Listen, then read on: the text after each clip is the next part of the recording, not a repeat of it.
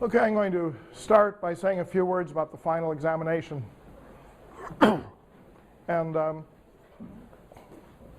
I'm saying it, with the video on so that those few students who are not actually here can actually know what my remarks about the final exam are. The formal assignment will be sent to everyone by email probably on Thursday.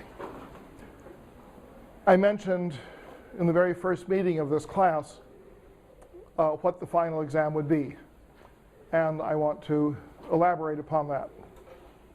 In the textbook that we're using, The Earth and Its Peoples,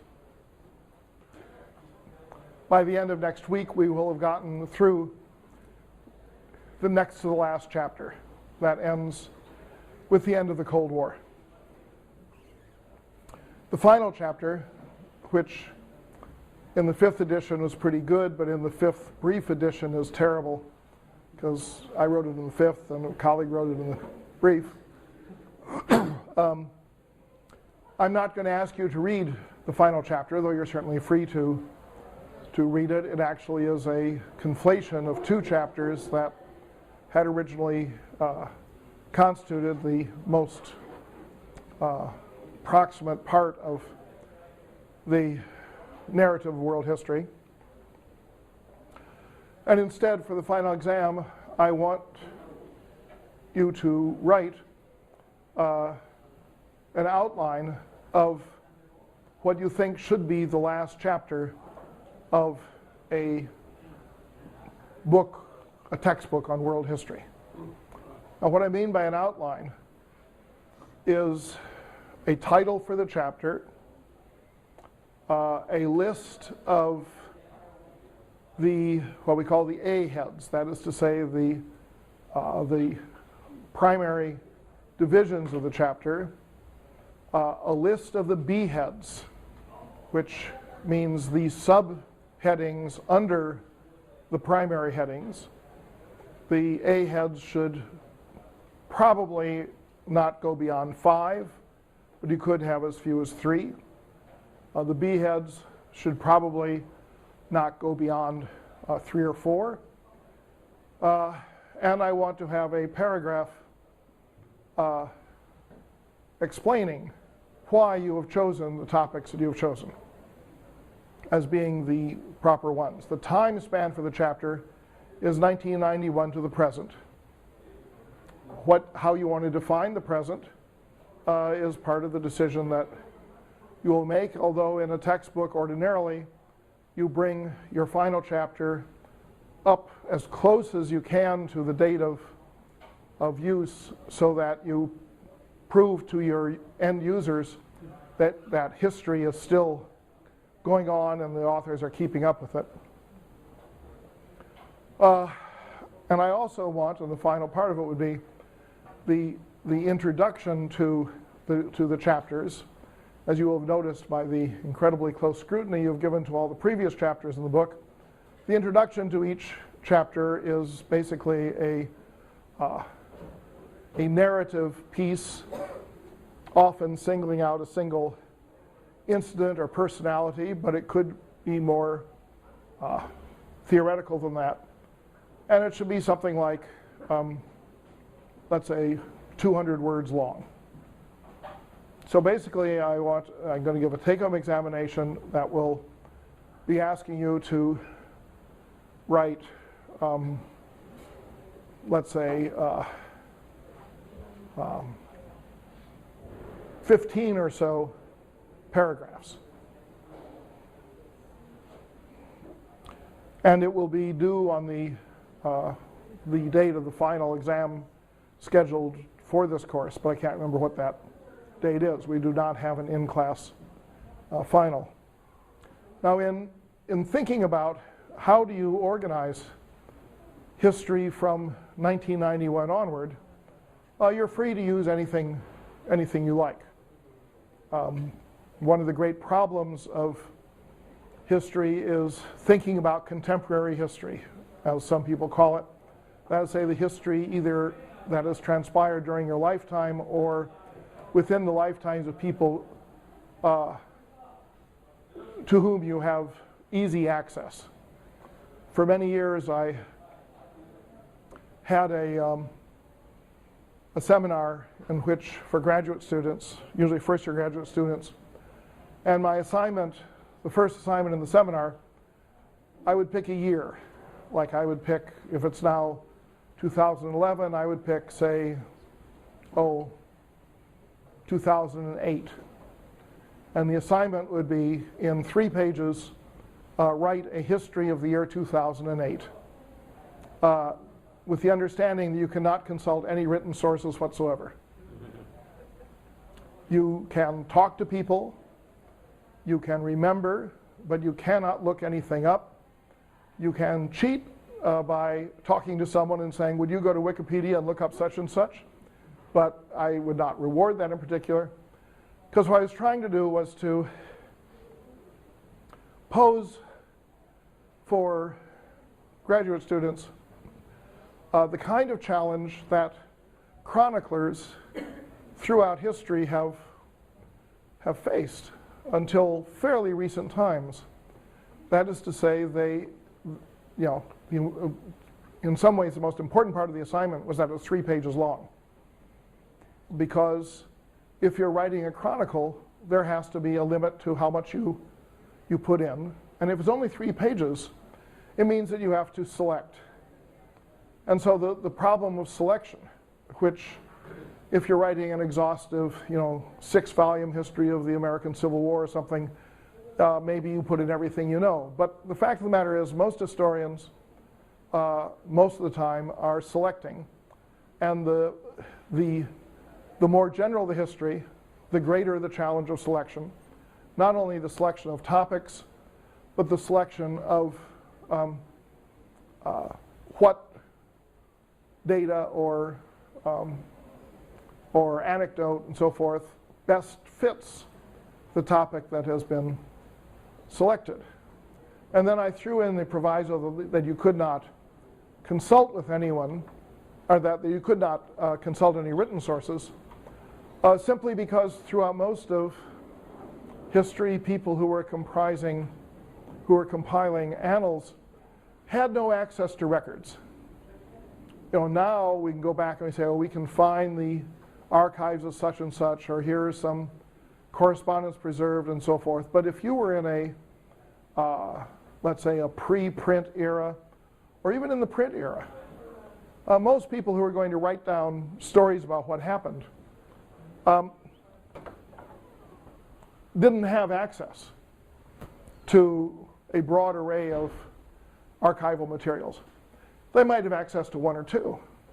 And nowadays we'll read back and say, well, so-and-so, good old, Venerable Bede, he knew this document, we didn't know this other document. Well, it's really tough to do this sort of thing without documents. But that's a challenge. And of course, the histories that we now have are heavily compiled, heavily dependent on compilations by people who did not have access to archives. And when you look at the strategies they have for dealing with it, which you won't have to do for the final exam because I'm not asking you to produce finished copy, but of course one of the things you can do is simply make it all up. You can say, in this year, General so-and-so invaded Baghdad and he confronted the Caliph, and the Caliph said, hey, why are you invading Baghdad? And the general said, you are a slime ball, I'm going to trample you with elephants. The Caliph said, no, I'm innocent. And then you can just invent dialogues.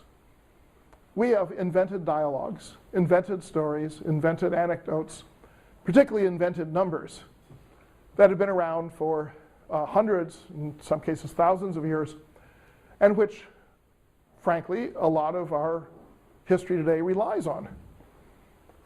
That clearly are not valid numbers or valid conversations, but they're so vivid. So when I would do this assignment,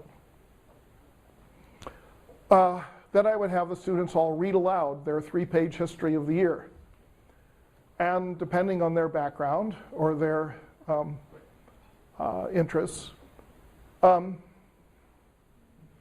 they had the most remarkable contributions. There was one year in which a woman wrote a detailed account of her work for the Redevelopment Authority in, say, Danbury, Connecticut. And she'd say, on August 12th, the vacant J.P. Penney store was reoccupied by an elder center. And she went down street by street, what were the landmark moments on the rebuilding of Danbury. And at the end of the class, when everyone had read their piece, we had sort of a vote as to who wrote the best history of the year. And it was almost unanimous. Everyone agreed that she had done the best history. And so I said, is it true? And there was this pause, and she said, no. She said, Danbury did have this rebuilding, but I don't actually remember the dates or the specific names, but I thought it would make a better history if I fleshed it out. And it did. Everyone thought that was a great history. It just didn't happen to be a true history. In one time when the year assigned was 1978, the build up to the Iranian Revolution, the 3 Iranians in the class all wrote a history of the Iranian Revolution. None of them had been in Iran during the time, so none of them had any first-hand experience. They'd all been students in the United States. There were 2 Americans who had been in Iran during the entire period, and they wrote their histories about US politics and never mentioned Iran. And it was a good lesson in how where you focus depends more on who you are than, in a sense, on where you are. And one year there were 2 Chinese students from the People's Republic, and they wrote what were, for all intents and purposes, identical essays. Although the man included the outcome of a key football match between Hong Kong and the PRC or something like that as a high point of the year, whereas the woman did not. And so I asked them, how did you come to write the same thing? And they said, well, this is what we were taught. And I said, well, you say that such and such happened. Are you sure it happened in this year? Say, oh no. We have no idea whether it happened in this year or not. But this is, our version, the version we've been taught of what happened in that point in our history. And there were many really interesting examples. One Iranian student wrote a detailed history of Ethiopia for that year, month by month and so forth. And it was all I could do to keep myself from going and checking to see whether any of it was true at all. And to this day, I think that he simply invented it, completely out of whole cloth. The names of General so-and-so and Prince so-and-so and the coup and the this and that. And that he was simply putting me on in the entire assignment. Because these are all what I always tried to point out was that these are all real options. What a historian writes is whatever the historian damn well chooses to write. If that historian is a card-carrying member of the Historians Guild or a tenure professor at a major university, they will be expected to write within certain parameters of resource checking. But most history isn't written by people like that. It's written by people who are let's say, freer in their sense of what is needed or expected. A course I've always wanted to teach, but never have, is a seminar on family history, where everyone would be expected in the course of the seminar to write the history of their own family. Because I'm convinced that every family is full of family stories and that they're all lies. And that being forced to dredge up, that recollection from Aunt so-and-so or what you think your grandfather may have done, and then throw it before a class and get them to discuss it about, well, is it really plausible that she did sit on George Washington's knee while he fed her mush and milk, as is a claim for ancestor in my family? Of course, you look up the dates and you find that, the woman in question wasn't born when George Washington was alive, so it couldn't possibly have happened. But families continually invent stories about themselves, or misremember, or remember selectively. Cousin so-and-so who's in prison never gets mentioned. Cousin so-and-so who died heroically will get mentioned a lot. I recall when my mother was away, my father took me aside, showed me the family tree that he had compiled, and he said, now, your mother isn't around, so I can tell you, this is Cousin Olive, and she's in the penitentiary. And your mother won't want you to know that. So then he told me about how Cousin Olive came to be in prison, and 2-3 years later, a charming woman knocked on the door and said, hi, I'm your Cousin Olive. And I thought, oh, when did you get out of stir?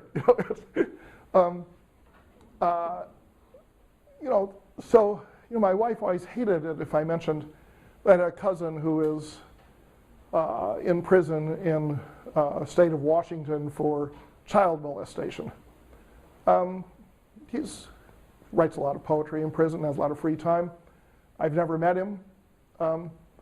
But she said, well, you don't mention those things. Well, of course, historians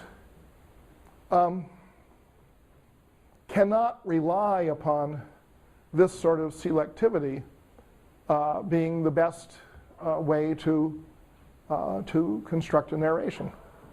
So anyway, this is sort of a digression because maybe I just don't have enough to say today, but the fact of the matter is, in this final exam, it's an exam on asking you how to structure a history from 1991 onwards.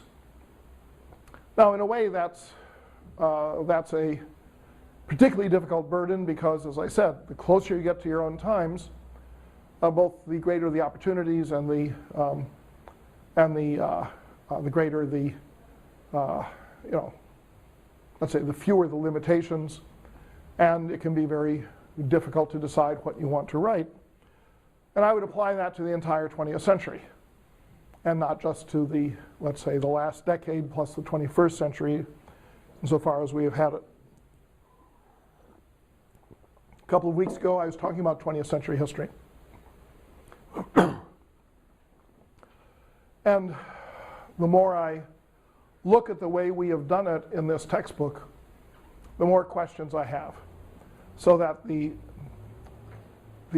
chapter that we have assigned for today, or for this week, is a chapter about independence in Latin America, South Asia, and Africa in the period from 1900 to 1949. Probably the most awkward chapter of the entire book, and one which will not appear in the 6th edition. Because what you have here for the 20th century, let's say, what we and so many people do is start with the long 19th century, as it's called. That is, say, world history up to World War I. And then we have World War I, the Great Depression,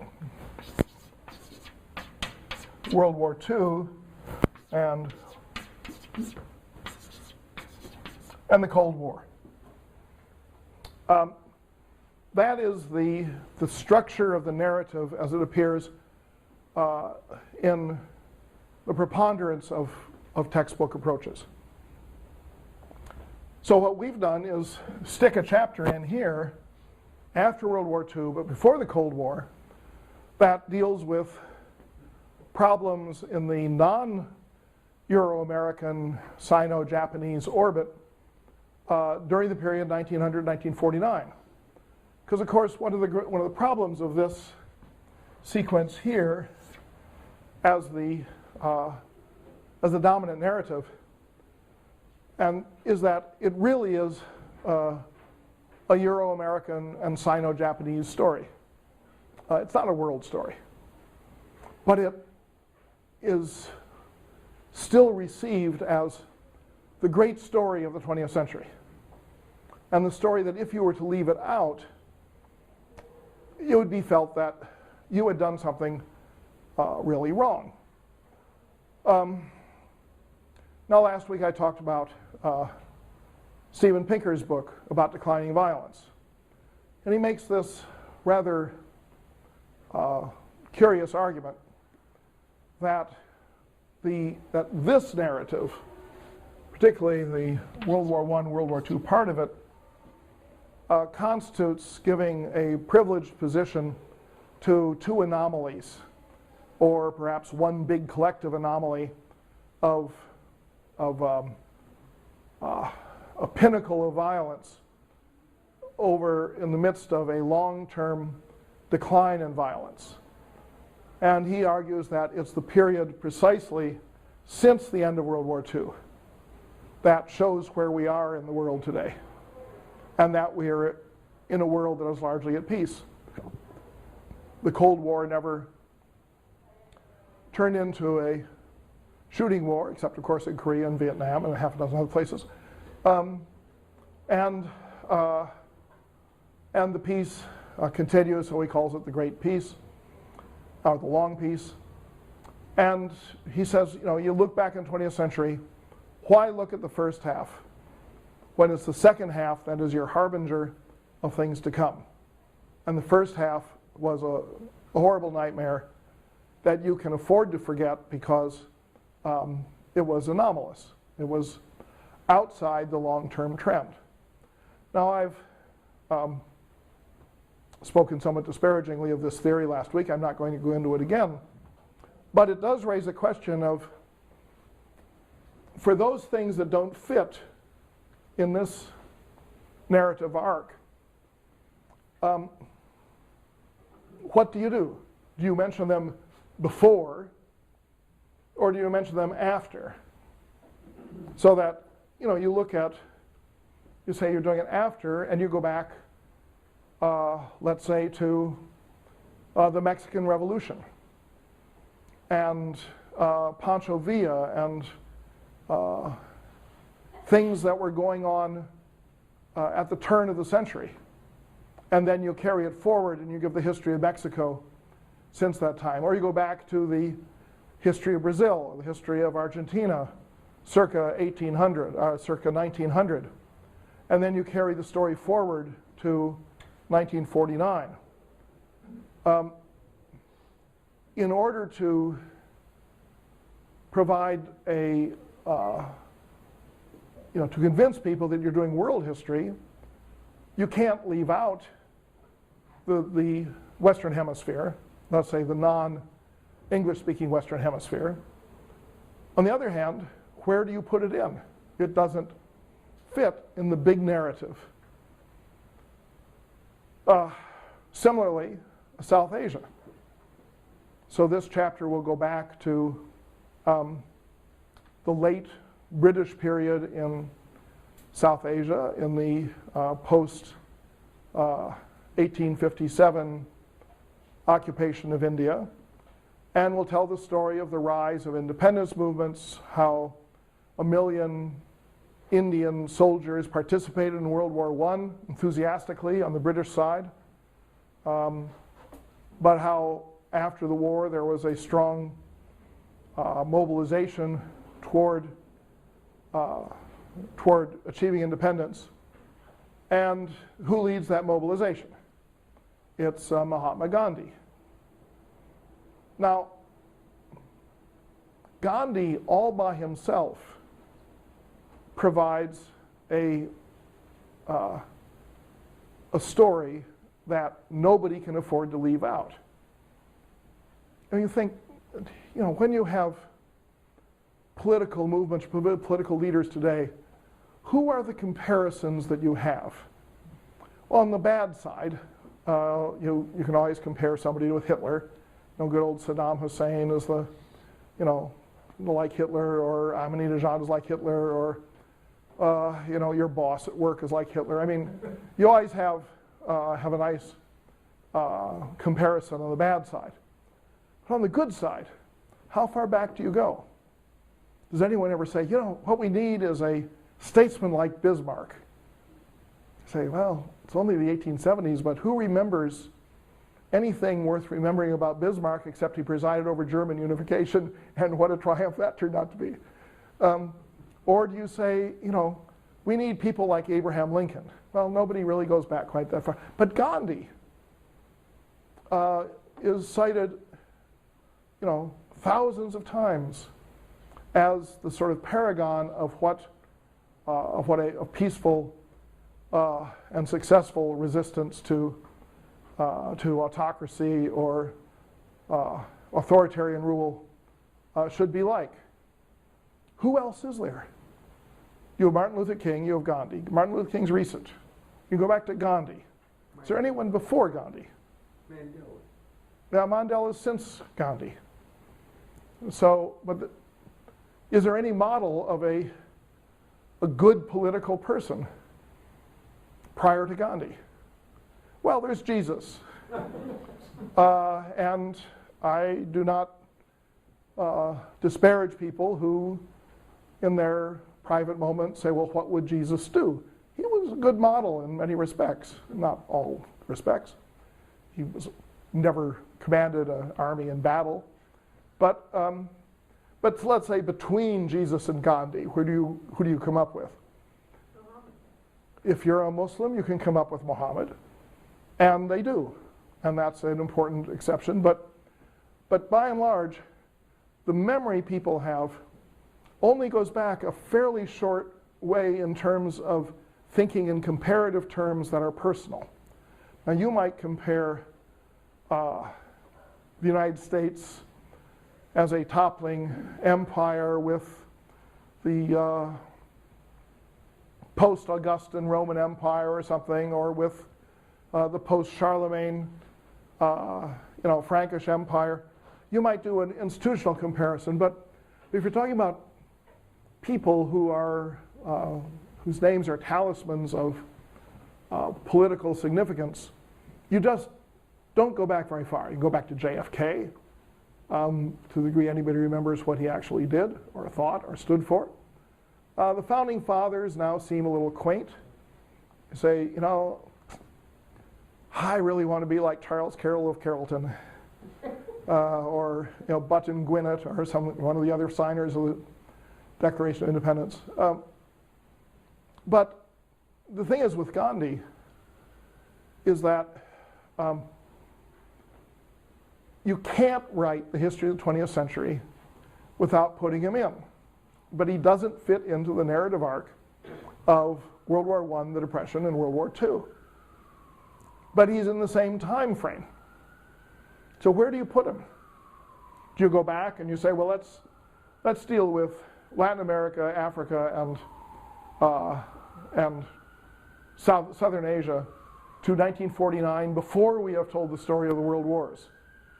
Well, then everyone will say, well, that's obviously a stupid thing to do, because the context in which these things transpired, including Gandhi's mobilization of a nationalist movement in India, that context was shaped by the wars.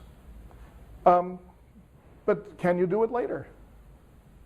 Is there a way around this in just making World War I the beginning of a decolonizing century? Is that? Yeah, okay. The question is there a way around it by making World War I the beginning of a decolonizing century? And that, of course, is tempting, because the next The next chapter in the book is on Cold War and decolonization. Although probably in the next edition it'll be called Decolonization and Cold War. But the problem with decolonization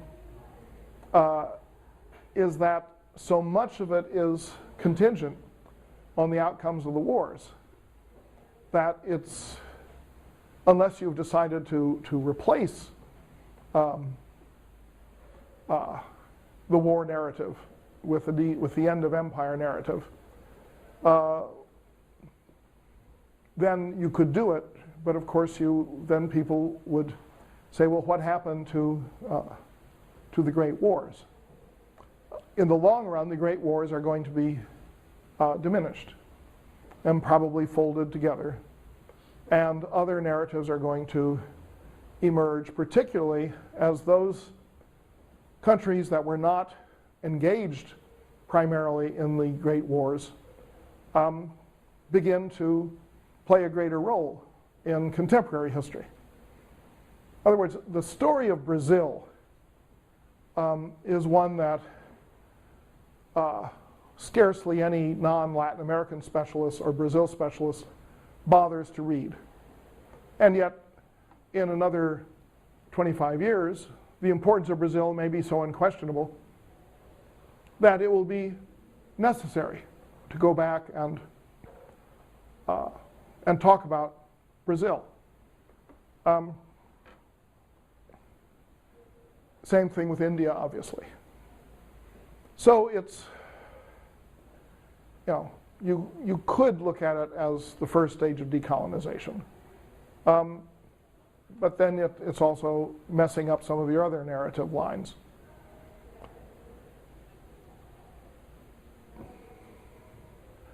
Another possibility would be to say, let's look at something that's in a longer term, a constant,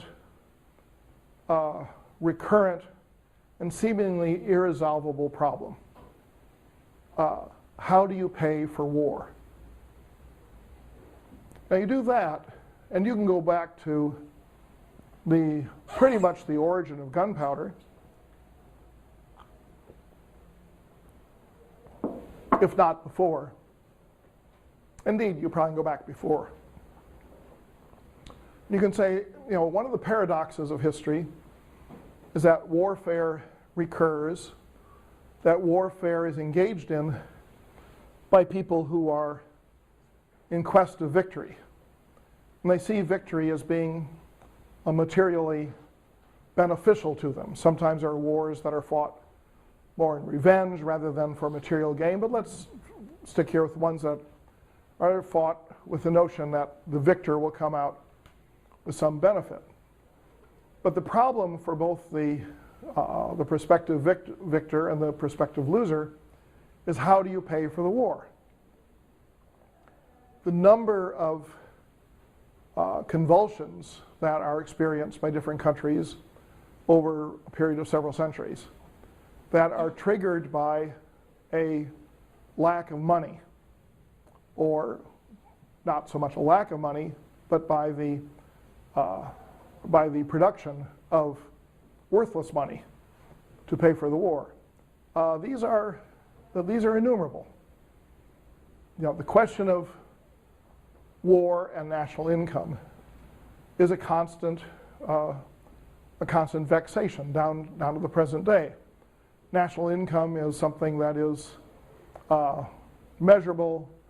It rises, hopefully, in steady, usually modest increments. You can calculate what your revenues may be and so forth. Whereas war is exactly the opposite. The expense is unpredictable.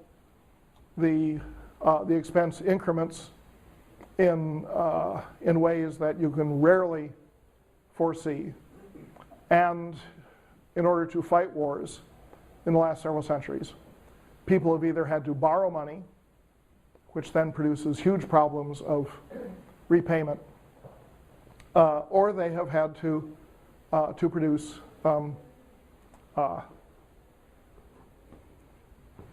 fiat money. fiat is the Latin term for "let it be done." In Roman imperial decrees, you'd have the text of the decree presented to the emperor, and he would write fiat, "let it be done." So fiat money is simply money, something that is declared to be money by the government. And that takes place not exclusively in times of war, but again and again in times of war, where you produce money because you have expenses. You have to buy goods, you have to pay troops, you have to do this and that, but you don't really have the money to do it. And so you invent money, and then at the end of the war, you try to recover that worthless money and replace it with money that is worthwhile. You try and retire the bills, unless you are a loser, in which case the money is just worthless and everyone who has it is lost. That accounts for the few Confederate banknotes I have in a box and under my son's bed, or the nice sheaf of uncirculated, beautifully printed banknotes drawn on the Central Bank of Chihuahua that were produced by Pancho Villa during his period of brief power in the early 20th century in northern Mexico. Money is totally worthless. So winners are sometimes able to pay back the money and retire the fiat money, and losers simply lose. The thing about money is that increasingly over time, it stretches beyond the national borders, and the nature of borrowing is not always contained within national boundaries. So there will be a time, say in medieval period, where the merchants or the Jews or other people who were felt to have a lot of money will basically have the government come to them and say, you're now going to loan your money to the government. That is to say, they're going to steal it, and we'll pay it back for you to sometime, and maybe they do and maybe they don't. Then that goes to a little further on, and you find you're going to bankers in other countries and borrowing the money instead of bankers in your own country or merchants. There was a concept that arose that was supposed to deal with this in some way, and that was the notion of a gold standard. And that is what sort of lay the foundation for the 20th century monetary regimes and problems that come into being. The gold standard arises in the 1820s. It's not an old concept. The notion that gold or silver or copper or peanut shells or anything else would be currency is an entirely arbitrary cultural decision. There's no intrinsic value to anything, except, of course, professorial lectures at Columbia University.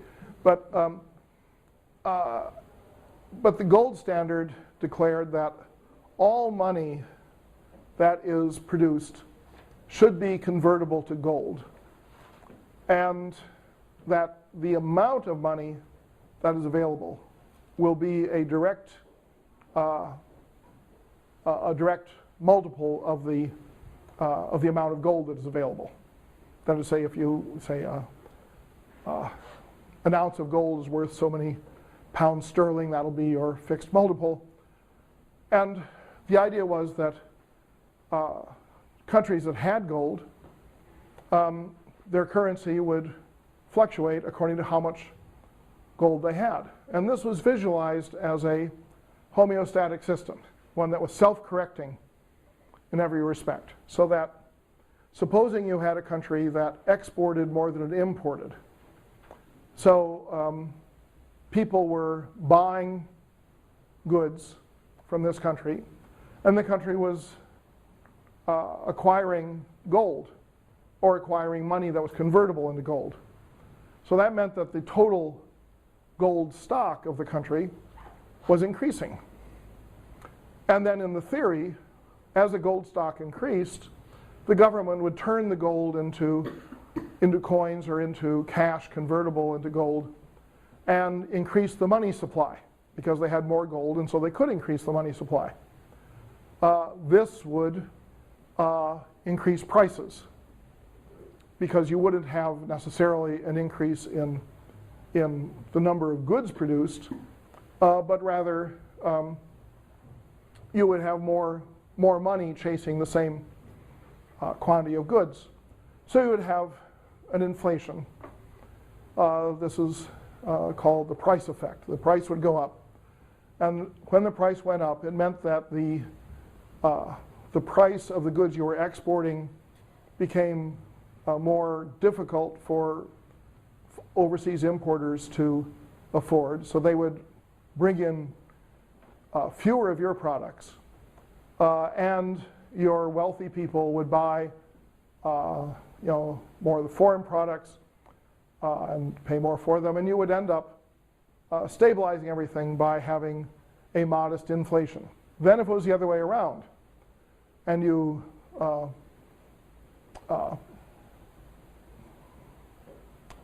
imported more than you exported, then that would mean that you were losing gold, and when you lost gold, the quantity of money that you could afford to have in circulation would go down, and therefore you would deflate the economy.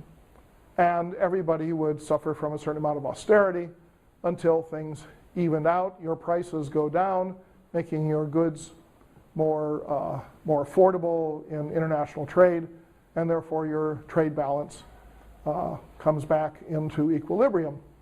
So the gold standard was predicated on the notion that the balance of trade among the world's economies was what needed to be kept in equilibrium. It was very different from some earlier economic theories that said that the wealth of a country was simply the quantity of gold without taking trade into account. But this notion of having the balance of trade be determined strictly by price and income factors related to the gold supply, which in turn was directly related to the money supply, was the heart and soul of the concept of free trade. And free trade became the great dream of 19th century business people. Those countries that had colonies did not believe in free trade with their colonies. They thought that they should have a special privilege in the colonial market. But countries without colonies, like the United States, or countries that wanted to do trade where they did not have a colony, even if they were imperialists elsewhere. For example, the British selling opium to the Chinese. In these situations, business took the gold standard very seriously and the balance of trade between countries very seriously. This whole system did not work nearly as well in practice as it was supposed to in theory. And certain colonial economies that did not have much in the way of gold were buffeted by the ebb and flow of gold reserves, particularly in Britain, so that a country like Argentina or Brazil would go through cycles of boom and bust in the late 19th, early 20th century, according to what was happening in the currency balance in Britain. You realize that Britain was unfathomably rich circa 1900 from its colonial possessions, so that Britain exported every year for decades something around 5% of its gross national product in overseas investment. So the British invested everywhere.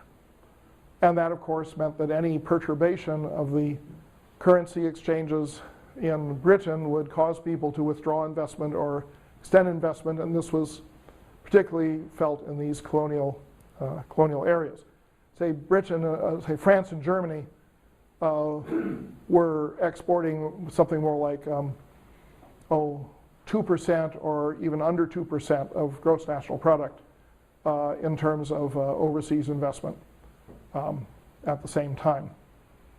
All right, this went along. It was very good for the people who had gold, the British, the French, the Germans. The Americans were a problem because you had a strong political movement in America to detach America from the gold standard, but that failed.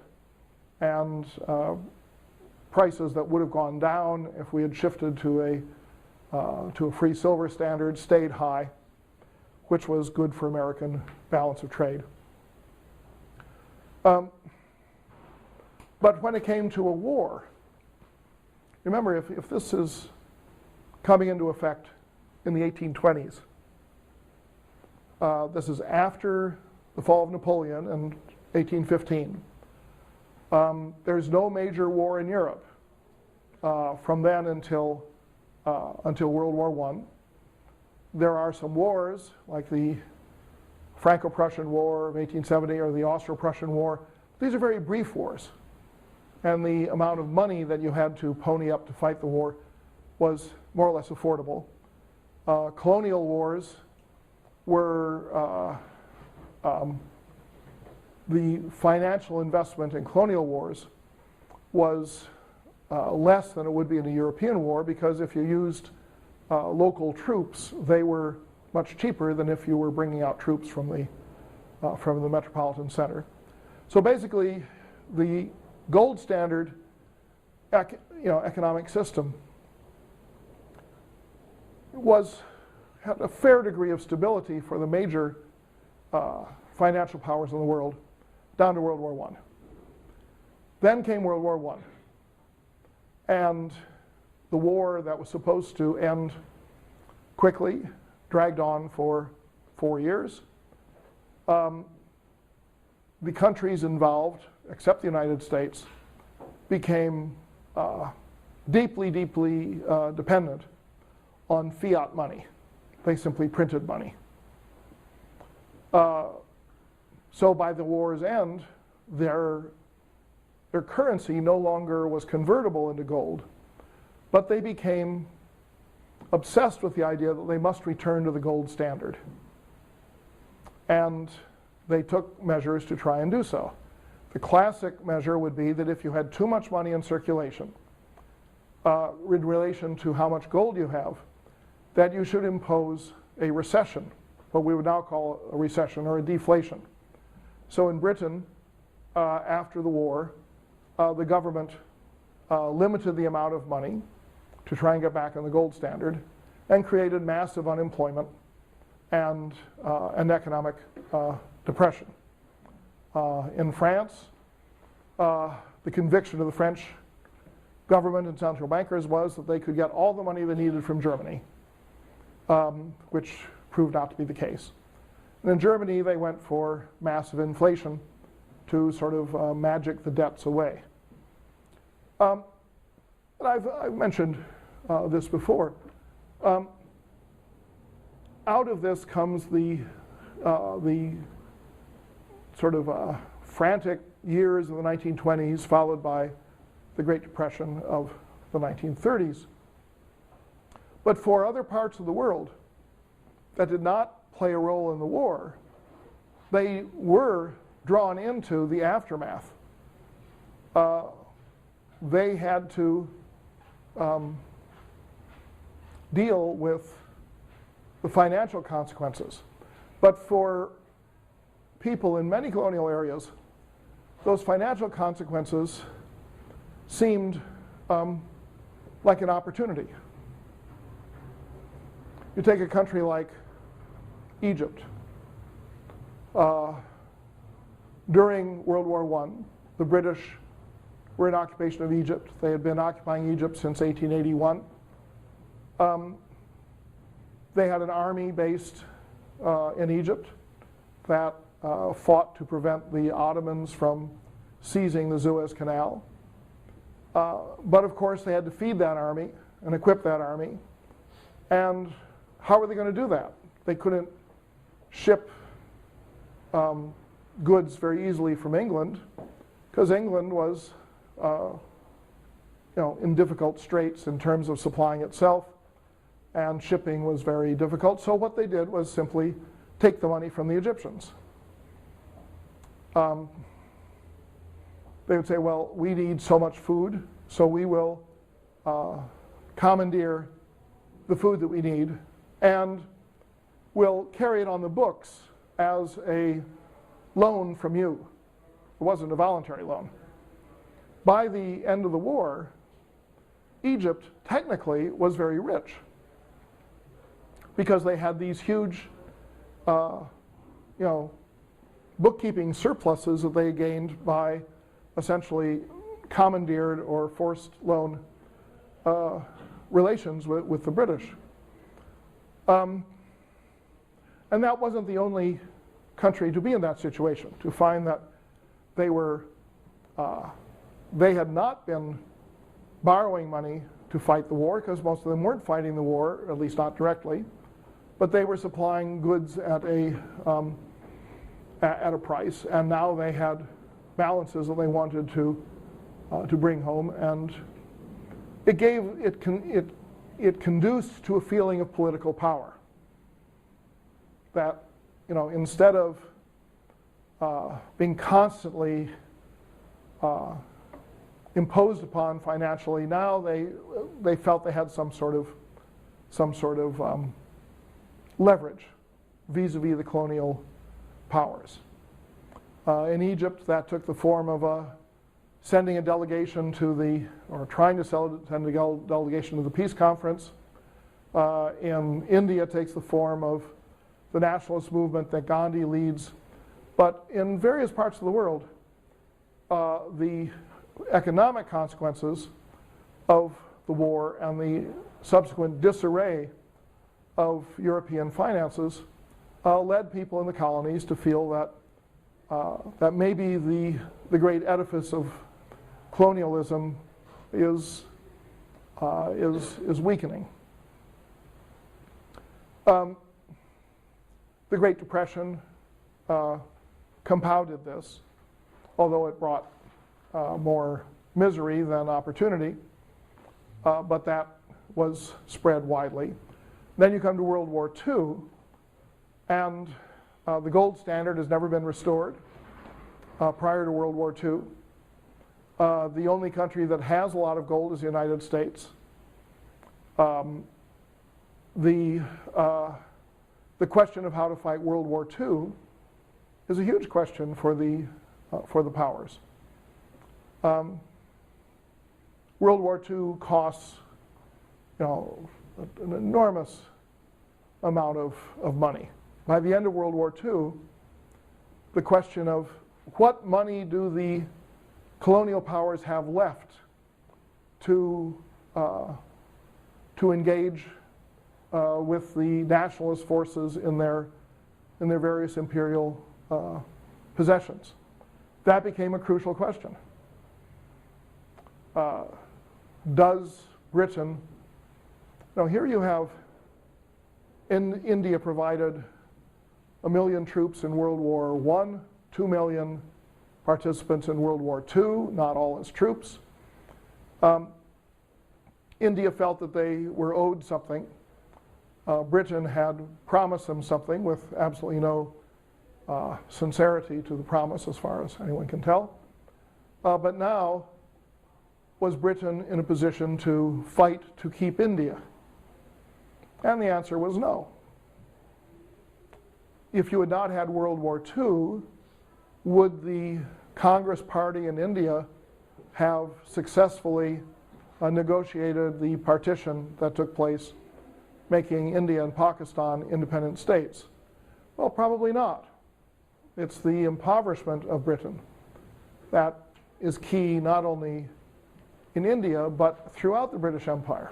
So the decolonization, which sometimes appears to be a product of enlightenment, that as if countries suddenly said, you know, we've just been oppressing you for so long, and we've been disrespecting you, and you know, we've decided to just turn over the keys to you, and we're going home. This was not an enlightened kind of act. This was the necessity of the financial burdens of the war, compounded by the human losses of the war. Now you might say, well, the human losses are more important, that Britain didn't have an army to send to India. But Britain had a large enough army to hold on to Palestine. Why bother? Well, okay, why bother? But they did have enough. I mean, but the cost in monetary terms, in human terms, and I think increasingly in kind of moral terms, it just didn't seem worth it to the British.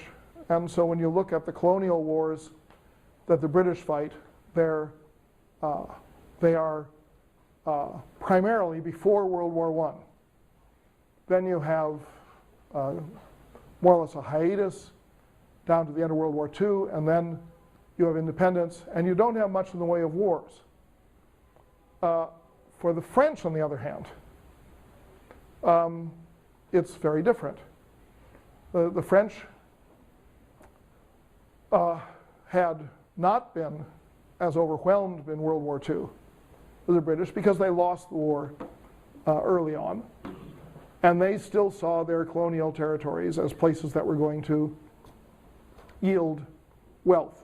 Their way, if their solution to World War I was to get money to pay their debts from the Germans, their solution to World War II was to go back into Indochina and Algeria in particular, and extract the wealth they needed to rebuild their economy, rebuild the country at home. This led to two horrible wars: war in Vietnam, or at least the French share of it, and then the war in Algeria that ends in 1961. The Dutch had every intention of staying in Indonesia.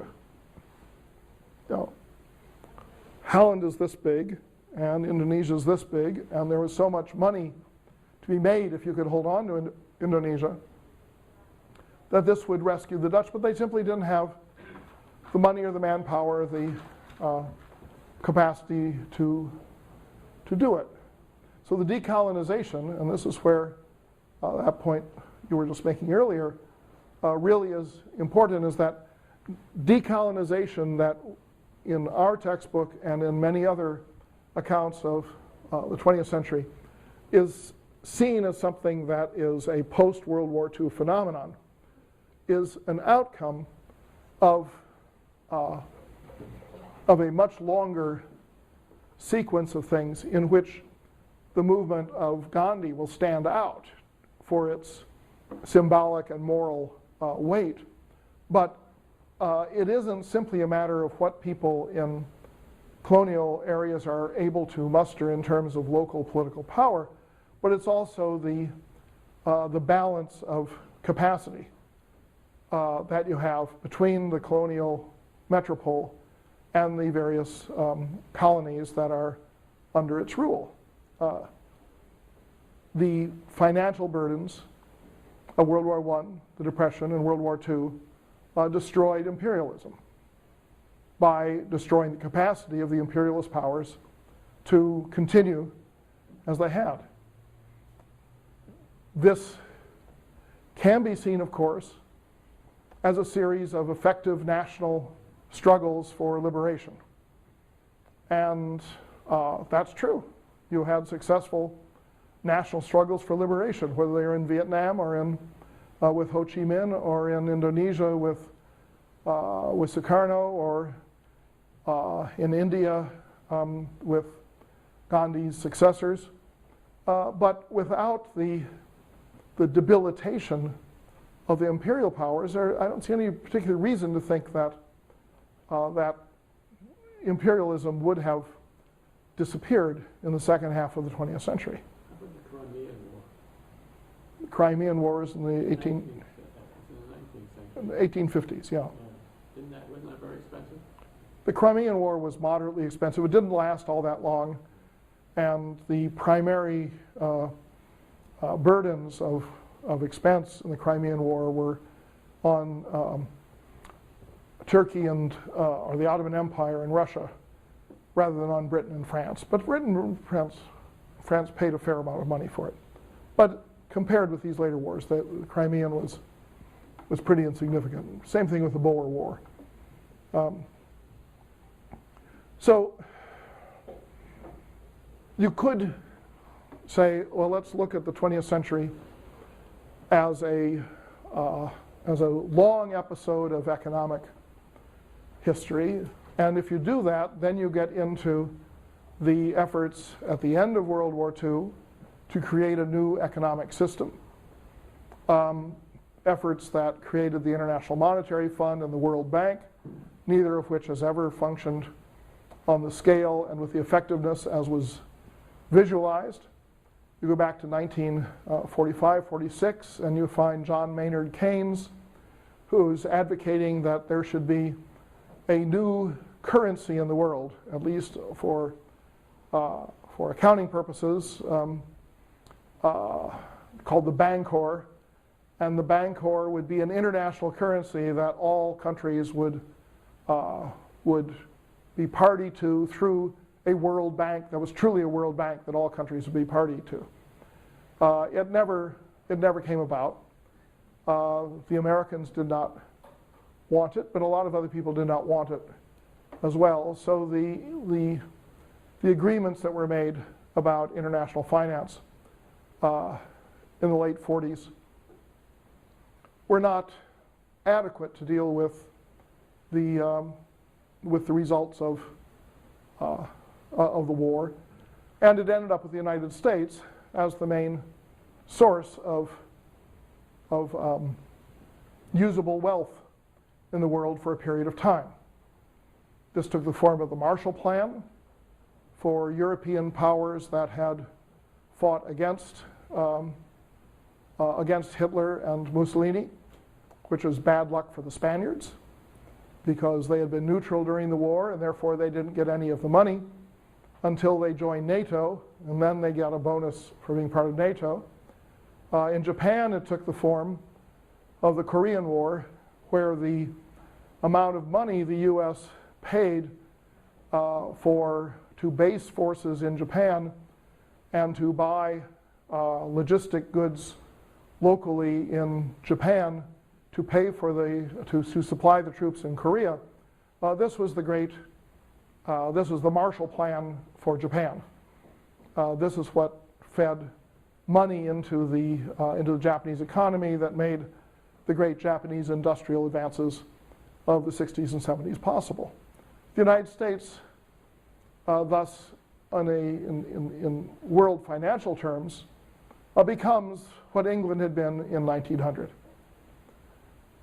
And this then becomes a problem with the very broad look at world history that in this country has tried to minimize the role of the United States.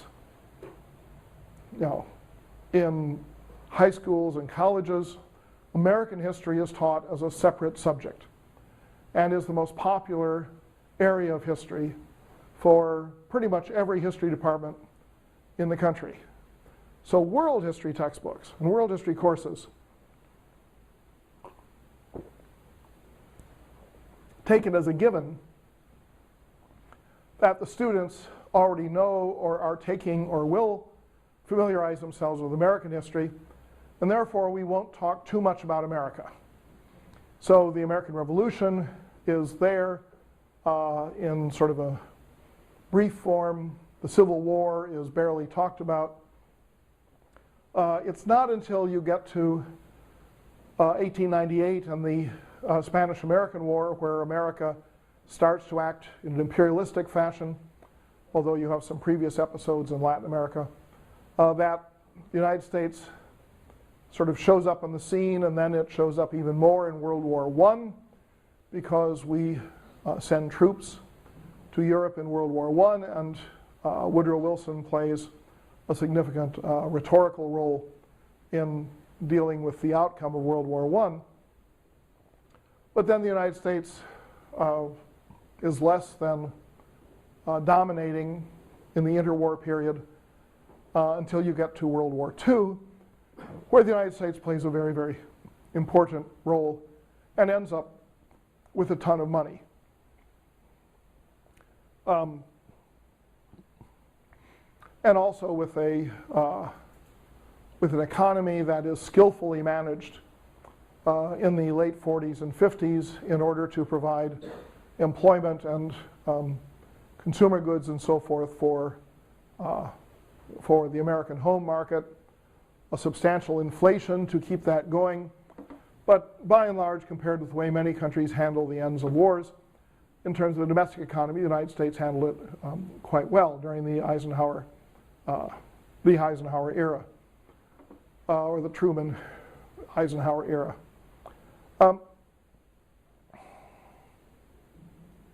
But America now becomes the leader of financial concerns on a worldwide basis. And how do you handle that when you're writing history? Do you say the U.S. just suddenly appears to all the money, or how do you calculate that, and how do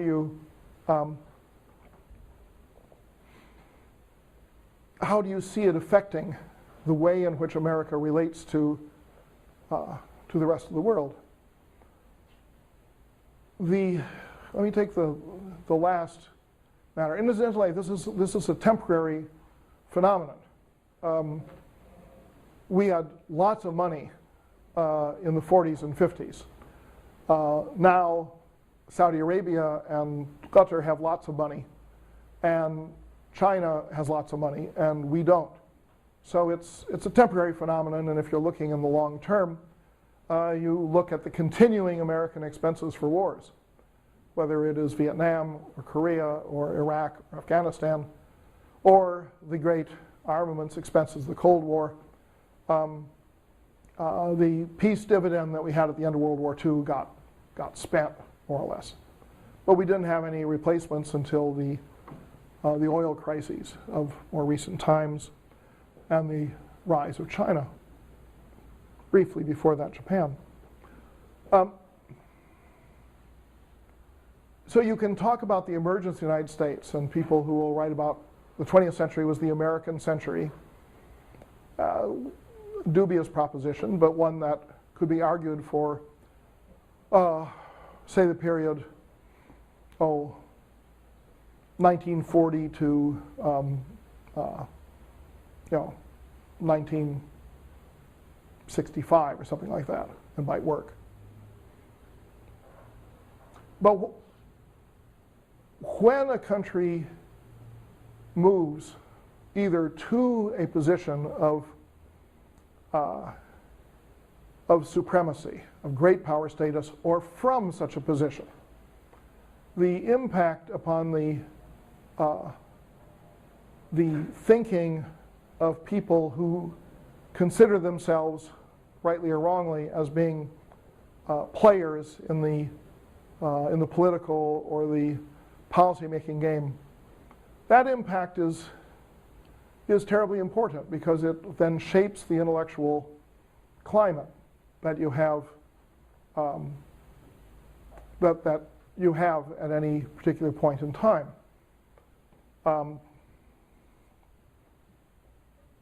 In my view, the events of 9/11 have underlie the current political climate of the United States, which is not exactly, world supremacy as it might have been in the JFK or Nixon era. But going back earlier,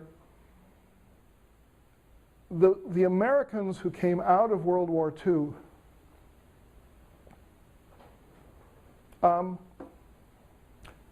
and went into government and into international thinking, going into considering the world. And this would include a fair number of people who went into businesses that became increasingly engaged in international affairs or international business activities. They seem to have had the feeling that, if we could beat the Nazis and the Japanese, we could do anything, and we should. If you want to write a history of comparative hubris, you could say, well, America in the 50s, and maybe Britain in the 1860s or 70s, and France under Louis XIV. And you can go back and you say, there are these periods when you have countries, and it's very difficult to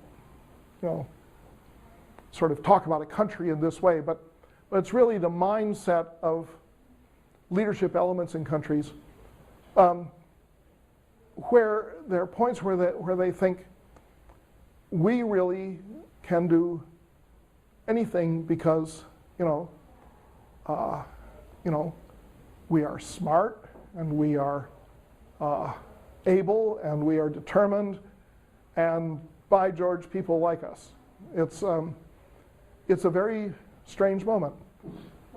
The United States in the 1950s and at least the early 60s produced a phenomenal, absolutely phenomenal number of world-shaking new ideas, or world-girdling new ideas, I should say. Ideas that were meant to explain the nature of human activity, the nature of the world system, the nature of money and its function in the world. It was the Americans who had these ideas. And most of them were wrong. But whether they were right or wrong is a matter of retrospect. They were convinced that they were right. They proceeded to function, to lead the United States into a post-war world in which there was probably nothing more potent than American self-confidence. And that is the world that we now think of in somewhat more negative terms as being the era of the Cold War, which in retrospect looks increasingly creepy as a period in national history, and for many of us in this room as a period in personal history. So I'll talk about that on Thursday. So what were some of these wrong-headed ideas in the 50s and 60s?